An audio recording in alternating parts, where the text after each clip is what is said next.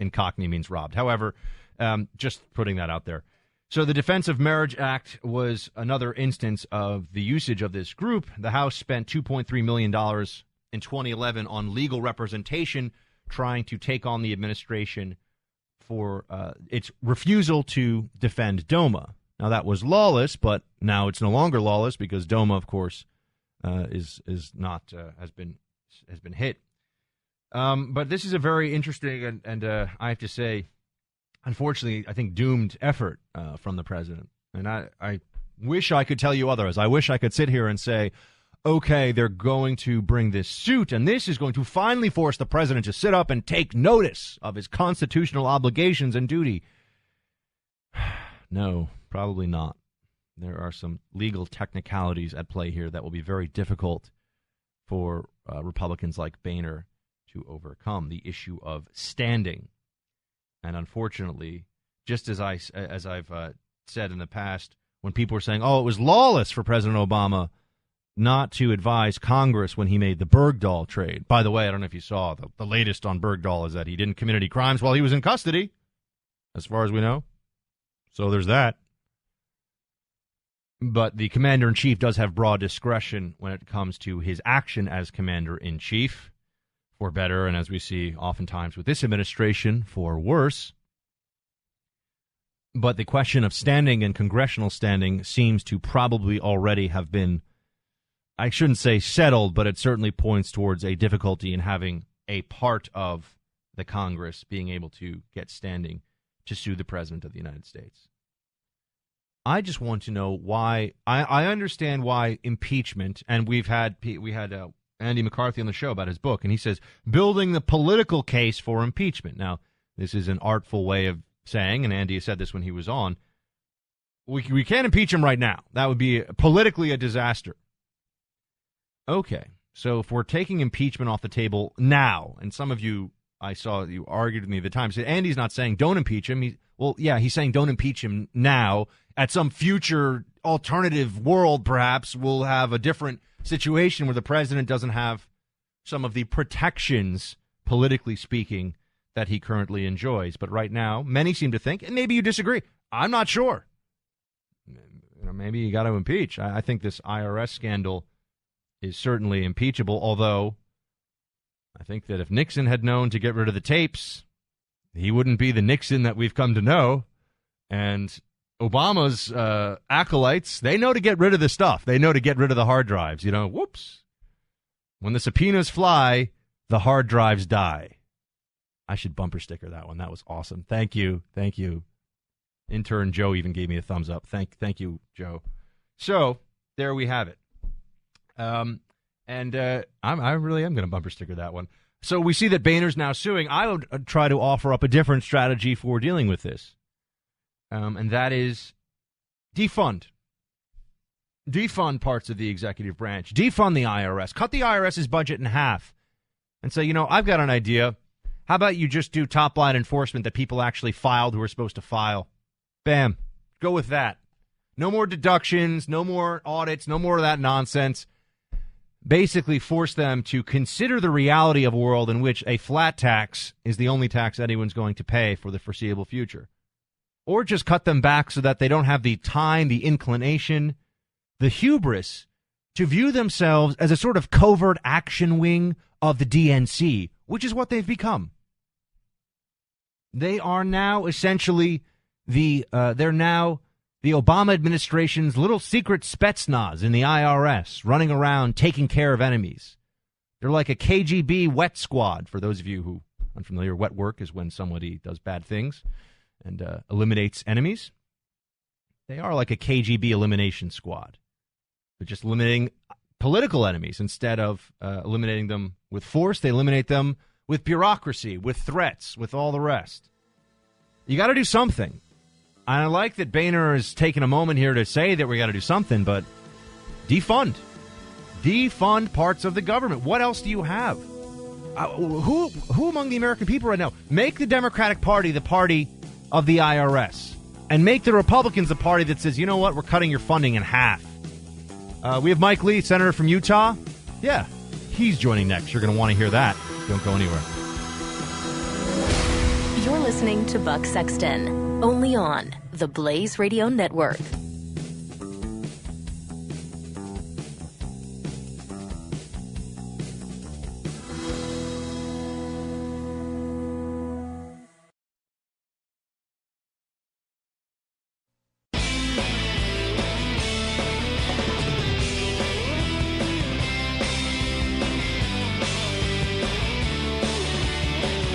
The Buck Sexton Show, 888-900-3393. Team Buck, we are delighted to be joined now by Senator Mike Lee of Utah. Senator Lee, thank you for calling in.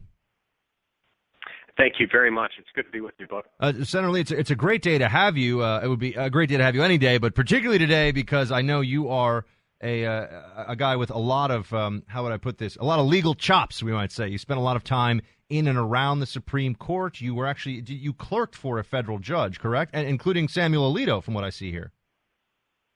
Yes, I clerked for Justice Alito, both when he was on the Third Circuit Court of Appeals and since he's been on the Supreme Court. Well, great. Now, let me ask you about your take on NLRB v. Noel Canning. What do you think about the 9-0 decision? I assume you like the 9-0 decision, but it didn't really go far enough for Scalia. What do you think about that? Well, first of all, I'm thrilled with the outcome. I'm thrilled with the judgment. The justices voted 9-0, and there are only 9 members of the court. All 9 of them, including those appointed by this president, concluded that President Obama violated the Constitution when he tried to make recess appointments at a time when the Senate, according to its own rules, was not in session. And so there are a few of us who have been speaking loudly against what the president did on January 4, 2012, when he made these unconstitutional recess appointments.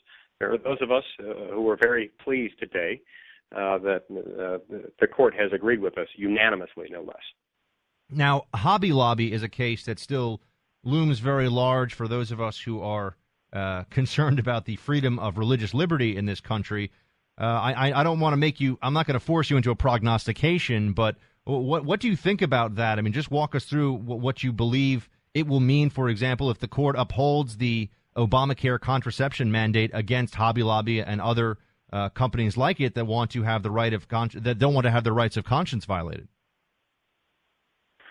Well, if neither the Obama administration nor the Supreme Court is willing at the end of the day to stand up for religious freedom, if neither the Supreme Court nor the president is willing to acknowledge that we need to preserve the religious freedom of the American people, that will be a sad day. If the court says the federal government may force an employer against that employer's own sincerely held religious beliefs to provide abortifacient and contraceptive coverage in violation of religious beliefs, that'll be a sad day not just for religious Americans, but for any American who believes in the concept of freedom, who believes in the concept that the powers of government need to be limited and need to take a back seat to the individual liberties of the American people. We should be finding out about that decision just in the next couple of days. But, Senator, let me ask you about the broader question of this administration's lawlessness. It's become something of it's now just a truism. It's accepted. Everyone recognizes the president uses discretion beyond what anybody, I think, could rationally call discretion in some cases, just as he won't enforce the law. And now we have Speaker Boehner claiming that he's going to file suit against the president to essentially make the president faithfully execute his duties as president.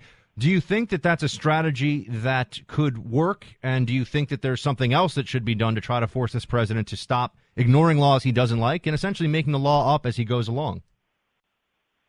Well, first of all, yes, I do think there is a big problem with this president playing fast and loose with the Constitution.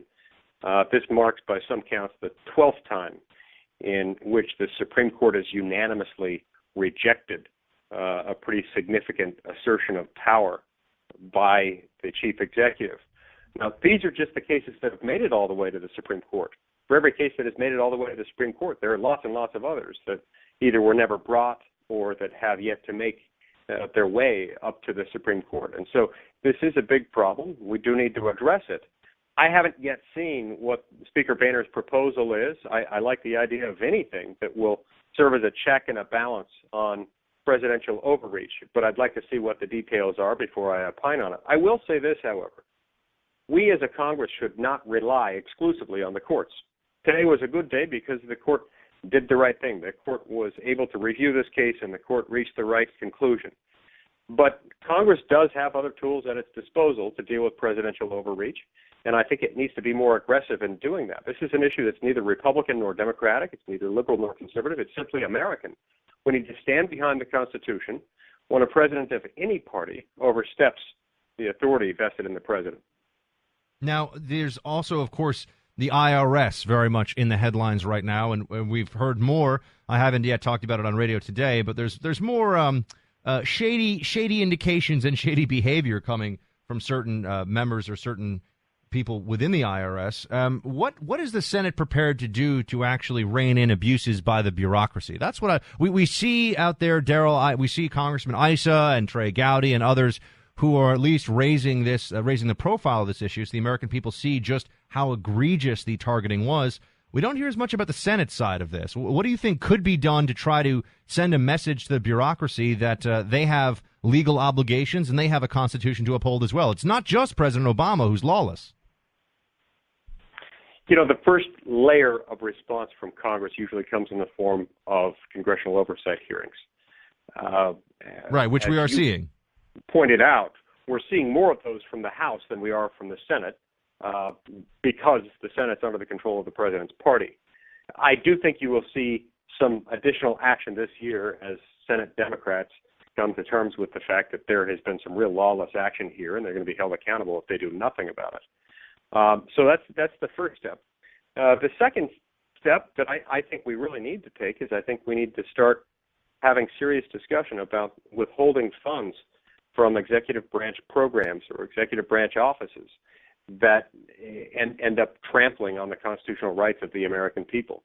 This is a real important check and balance that James Madison discussed in Federalist Number 58, and I think it needs to be exercised more aggressively and more frequently when things like this happen. I like. And again, this ought to be a bipartisan issue because everyone gets hurt.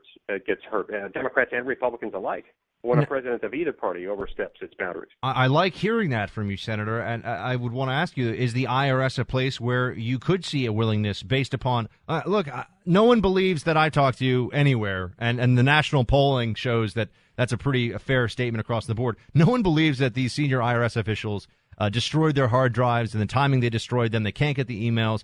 The American people believe the IRS is lying to them. If not now, when? If there's not a willingness to actually cut back their budget and send a message, it seems to me that the message sent to the rest of the bureaucracy is, don't worry, the worst thing that happens is you're going to have Issa, Trey Gowdy, and maybe a couple of others yell at you and you'll look foolish, but there'll be no actual consequences. I feel like the American people want to see consequences in government.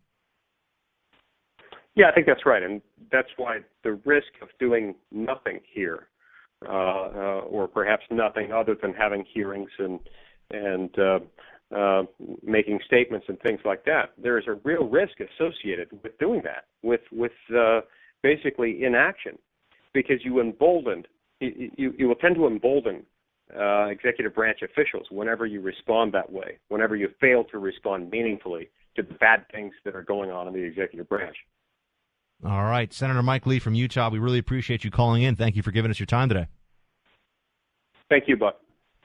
All right, Team Buck, the lines are open, 888-900-3393. We got a lot to talk about. I got more Supreme Court cases to talk to you about. I've got the IRS being even grosser than they've been, which I didn't even know that was possible, but they're getting nasty. A lot more. 888-900-3393. Broad voice lines are open. Back in a minute. You're listening to Buck Sexton, the Blaze Radio Network.